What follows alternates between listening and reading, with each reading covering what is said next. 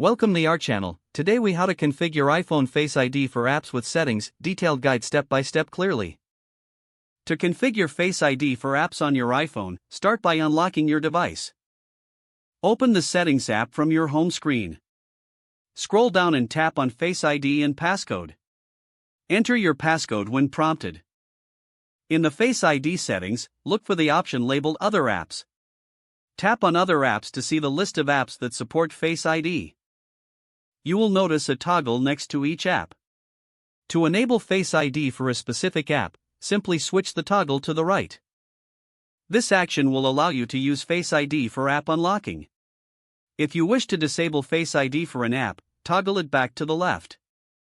Once you have made your selections, exit the Settings app. Now, open an app that you've configured with Face ID. The app will prompt you to use Face ID for authentication. Simply look at your device to unlock using Face ID. You have successfully configured Face ID for your apps. If the page does not load, refresh the browser or try again in a private or incognito window. Make sure you are using the correct email address, then retype it carefully to avoid small typos.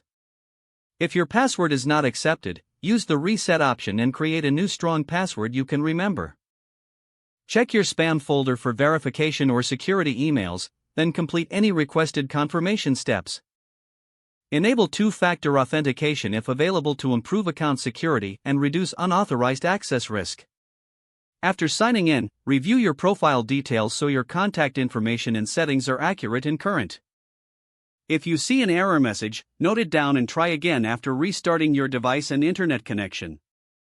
Log out when you finish, especially on shared devices, to keep your account and payment information secure.